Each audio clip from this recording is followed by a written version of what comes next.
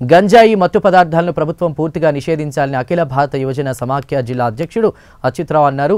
విశాఖ జిల్లాలోని నీలం రాజశేఖర్ రెడ్డి భవన్లో ఏర్పాటు చేసిన మీడియా సమావేశంలో ఆయన మాట్లాడారు. ప్రతిరోజు గంజాయి రవాణా జరుగుతున్న ప్రభుత్వం పట్టించుకోవడం లేదని ఆరోపించారు. యూనివర్సిటీల నుంచి పాఠశాలల వరకు ప్రతి చోట గంజాయి విచ్చలవిడిగా దొరుకుతుందంటూ ఆగ్రహం వ్యక్తం చేశారు. కేసుల్లో ఉన్నారని చెప్పేసి నివేదిక తెలియజేస్తా ఉంది. మరోవైపు ఈ గంజాయి డబ్బుల కోసం కానీ గంజా సేవించిన తర్వాత కానీ స్నేహితుల మీద కానీ ఊళ్ళో గ్రామస్తుల మీద కుటుంబ సభ్యుల మీద కూడా ఆ మత్తులో కానీ మత్తుకు సంబంధించి కొనడానికి డబ్బుల కోసమని దాడులు చేసిన ఘటనలు 33,000 దాటి ఉన్నాయని చెప్పేసి ఈరోజు పోలీసులు లెక్కలు చెప్తా ఉన్నారు దేశవ్యాప్తంగా. అంటే ఎంతగా ఈ యొక్క గంజాయి రవాణా విస్తరించిందో మనం చూస్తూ ఉన్నాం.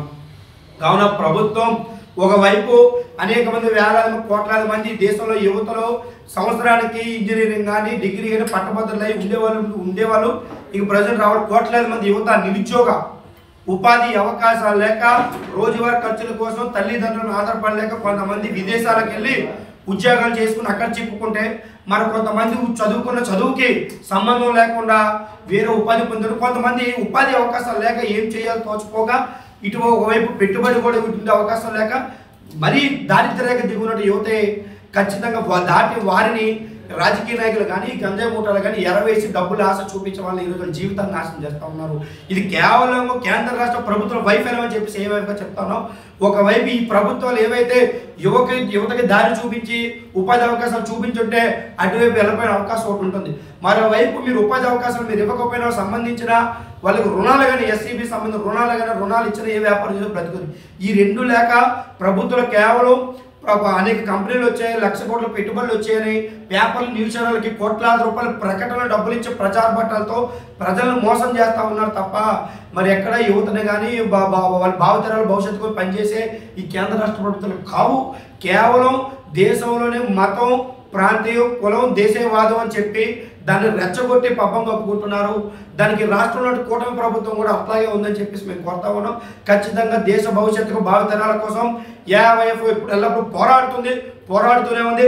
రేపు ఈ రాష్ట్రంలోని సంబంధించి విశాఖపట్నం సిటీలో కూడా సిపి గారితో కరపత్రాలు రిలీజ్ చేయిస్తాం, పోస్టర్లు రిలీజ్ చేస్తాం. ఎక్కడెక్కడ ఈ జిల్లాలో ఉన్నటువంటి కాలేజీల్లోని స్కూల్లోని ఎన్జిఓస్తో కలిపి అక్కడ ఓకేనా చెప్పనా కావాలా ఓకే సరిపోద్దాం చూస్తున్నాను.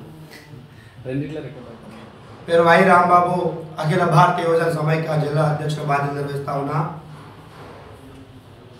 కూటమి ప్రభుత్వ ఎన్నికల ఆయనలో గత ప్రభుత్వం ఈ రాష్ట్రంలో గంజాయి విచ్చలవిడిగా ఎక్కువగా ఉందని చెప్పి అది వాస్తవమే. మేము అధికారంలోకి వచ్చిన తర్వాత రాష్ట్రాన్ని గంజాయి రహిత ఆంధ్రప్రదేశ్గా మారుస్తామని పవన్ కళ్యాణ్ గారు కూటమి నేతలు ఎన్నికల్లో హామీ ఇచ్చారు.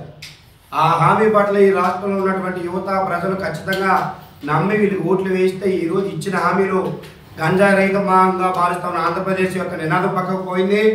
మరో దగ్గర పవన్ కళ్యాణ్ గారు వేలాది మంది ఆడపిల్లను ఇతర దేశాలకు అక్రమ రవాణా జరిగింది, దాన్ని తీసుకొచ్చే బాధ్యత నాదే అని చెప్పి ప్రచారం చేశారు.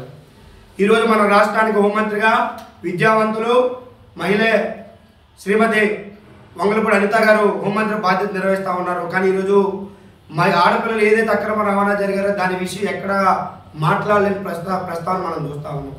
ఆ తల్లిదండ్రుల యొక్క పేగు కోత మీకు తెలవదాన్ని మేము అడుగుతా ఉన్నాము. మీరు కేవలం రాష్ట్రంలో ప్రజల్ని టీవీలో ఎక్కువగా మీ ముఖాలు చూపించడం కోసం ప్రచార బట్టలు చేస్తూ ఉన్నారు తప్ప ఎక్కడ వాటి పట్ల మీరు చేయడం లేదు. ఒకవైపు గంజాయి నిర్మూలన కోసం ఏగల్ టీం ఏర్పాటు చేసి అధికారులు ఎంత శ్రమించినా ఖచ్చితంగా అధికారులని రాజకీయ నాయకుల యొక్క ఒత్తిడి తలకి వాళ్ళు కొన్ని విధాల దగ్గర రాజీ పడవలసి వస్తూ ఉందని చెప్పేసి మేము భావిస్తూ ఉన్నాం. ఎందుకంటే గత ప్రభుత్వంలో కూడా అంతేగాని అంత ముందు ప్రభుత్వంలో కూడా మాదక ద్రవ్యాలు ఎక్కువగా పెళ్లిబీకాయి అంటే దీనిలో కారణం రాజకీయ నాయకులు ఒత్తిడే అధికారులు పనిచేసిన. కాబట్టి ఖచ్చితంగా ఈ రోజు ఉన్నటువంటి కూటమి ప్రభుత్వం కానీ గత ప్రభుత్వంలో రాజకీయ నాయకులు కానీ మాదక ద్రవ్యాలు డ్రగ్స్ని యొక్క దినసరి ఆర్థికంగా దాన్ని మలుచుకోవడం వల్లే దీనిపై ఎక్కువగా ఇది ఉంది. కానీ ఏఐఎఫ్గా మేము ఏదైతే మీరు ఈ రాష్ట్రాన్ని గంజాయి రహిత ఆంధ్రప్రదేశ్ మారుస్తూ ఉన్నారో ఖచ్చితంగా దాన్ని నిర్మూలన చేయాలని మేము అడుగుతా ఉన్నాం. ఒకవైపు మనం చూస్తాం ఈ భారతదేశంలోని నార్కటిక్ సంస్థ మొన్న రిపోర్ట్ వెల్లడించింది. 10 నుంచి 17 సంవత్సరాల యువకులు